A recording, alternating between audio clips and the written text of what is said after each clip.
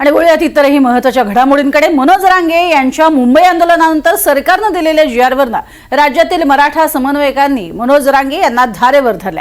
एकीकडे शासनाने जीआर प्रसिद्ध केल्यानंतर मराठा समाजामध्ये आनंद साजरा केला जातोय, तर दुसरीकडे या जीआरमुळे मराठ्यांना लाभ होणार नसल्याचा दावा काही मराठा अभ्यासकांकडून करण्यात येतोय। योगेश केदार, संजय लाखे पाटील यासारख्या मराठा समन्वयकांनी आता उघड विरोधी भूमिका मांडली, त्यामुळे मराठ्यांमध्येच फूट पडण्याची शक्यता आहे। अधिक माहिती घेऊयात राहुल कुलकर्णी यांच्याकडनं। राहुल, एकीकडे आपण बघत होतो की मराठ्यांमध्येच फूट पाडणारे काही जण आहेत, स्वतः मनोज रांगे सुद्धा सांगत होते त्यांच्याकडे लक्ष देऊ नका, मात्र तांत्रिक मुद्दे मांडले जात आहेत या बाकीच्या लोकांकडनं।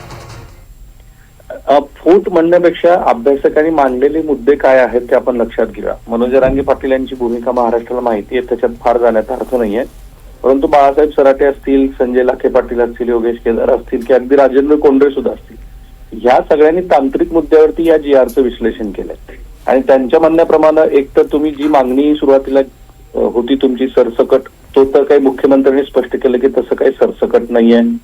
दुसरं, संजय लाखे पाटील किंवा दत्त मंडळींचं काय मत आहे की ज्या पद्धतीचं आंदोलन तुम्ही केलं त्याच्यानंतर स्वतःच ह्या संदर्भामधल्या भूमिका सतत घेत असल्यामुळं एक प्रकारे तुम्ही मराठा समाजाचा सगळा समस्त आपणच भाग आहोत असं समजून तुम्ही मराठा समाजाचं नेतृत्व करत आहात। खरं तर संजय लाखे पाटलांनी तर जरांगे हे मराठा समाजाचं नाही तर कुणबी समाजाचं नेतृत्व करत आहेत अशी एक वेगळीच मांडणी करायला सुरुवात केली आहे। कायदेशीर मुद्द्यावरती बरेच लोक वेगळ्या पद्धतीचं विश्लेषण करतायत आणि अजूनही तो तिढा सुटलेला नाहीये।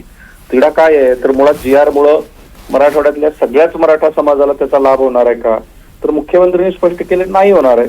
आता मग काय त्याच्यामध्ये स्पष्टता आहे तर ज्यांच्याकडे प्रमाणपत्र आहे त्यांच्या कुटुंबातल्या इतर सदस्यांना काही प्रमाणामध्ये व्यापक त्या जीआरचा लाभ होऊ शकतो असं आता हळूहळू स्पष्ट होत चाललंय। याच मुद्द्यावरती एक मोठे मतभेद आता दिसतात, कारण ज्या पद्धतीच्या भाषेचा प्रयोग मनोज रांगे पाटील यांनी केदार यांच्याबद्दल केला, ते जेव्हा तिथेच त्यांना सांगत होते की हा जीआर चुकीचा आहे, तिथं तो एक नाट्यमय प्रसंग घडला, माध्यमांच्या कॅमेऱ्यातून नीटसा आला नाही, परंतु केदार यांनी तिथे आक्षेप घेतल्यानंतर त्यांना बाहेर हाकला वगैरे ती भूमिका घेतली। त्यानंतर काही लोक दुखावले गेलेले आहेत, खास करून जरांगे पाटील हे अभ्यासकांना ज्या पद्धतीनं बोलतायत त्याच्यावरून, आणि म्हणून हे मतभेद वारंवार समोर येत आहेत। आणि माझं असं मत आहे प्रज्ञा की हे मतभेद येत राहणार, कारण अजूनही कुठल्याही प्रकारची प्रशासकीय स्पष्टता आलेली नाहीये की कुणाचं शपथपत्र दिल्यानंतर जात पडताळणी समिती खरोखरच अशा पद्धतीनं प्रमाणपत्र देईल का आणि कायद्याच्या चौकटीवरती ते टिकेल का। खरं तर मोठी बातमी ही पण आहे की हायकोर्ट आणि सुप्रीम कोर्टामध्ये ह्या जीआरला ऑलरेडी चॅलेंज केलं गेलेलं आहे आणि त्याची सुनावणी कदाचित याच आठवड्यामध्ये होईल आणि त्यानंतर बरीचशी स्पष्टता येईल। नक्कीच। तुर्तास धन्यवाद राहुल या संपूर्ण माहितीसाठी।